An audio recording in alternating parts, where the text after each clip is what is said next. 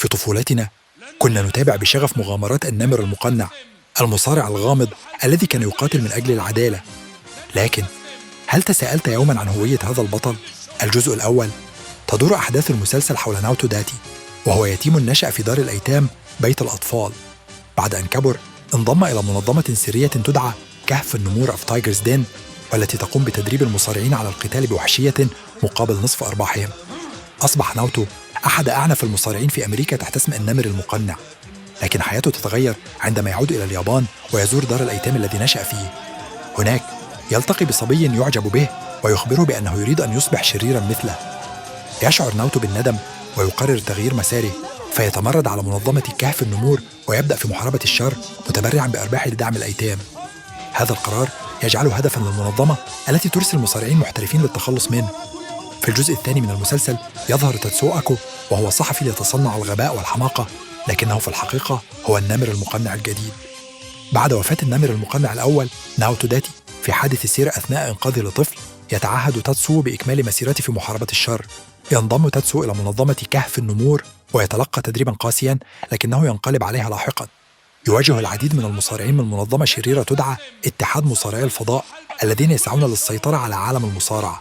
في النهاية يواجه تاتسو زعيم المنظمة سترونجر ويهزمه في معركة حاسمة. الجزء الثالث بعد مرور أكثر من 40 عاماً على اختفاء ناوتو داتي، يظهر مصارعان شابان ناوتو أزوما وتاكوما فوجي يسعيان للانتقام من منظمة كهف النمور التي دمرت دوجو المصارعة الذي نشأوا فيه. يتدرب ناوتو أزوما تحت إشراف كينتارو تاكاوكا حليف ناوتو داتي السابق، ويتبنى هوية النمر المقنع الجديد. في المقابل ينضم تاكوما فوجي إلى منظمة كهف النمور تحت اسم تايجر ذا دارك. يتواجه الاثنان في حلبة المصارعة دون أن يعرف أحدهما هوية الآخر، لكنهما يشتركان في هدف واحد: تدمير منظمة كهف النمور. وتصل الإثارة ذروتها في الحلقة الأخيرة من النمر المقنع الثاني، حيث يواجه النمر المقنع زعيم منظمة اتحاد مصارعي الفضاء المعروف باسم سترونجر في معركة مصيرية. وبعد انتصاره يفاجئ الجمهور بالكشف عن هويته الحقيقية، خاتما بذلك فصلا طويلا من الغموض والصراعات.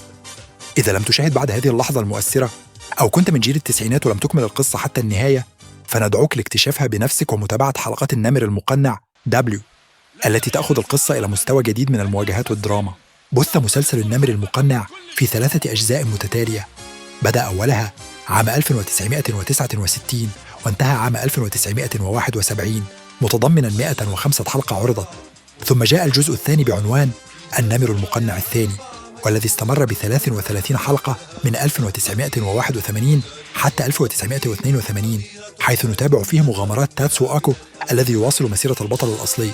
أما النسخة الأحدث النمر المقنع فقد تم عرضها بين 2016 و2017، وضمت 38 حلقة أعادت إحياء القصة بجيل جديد من الأبطال.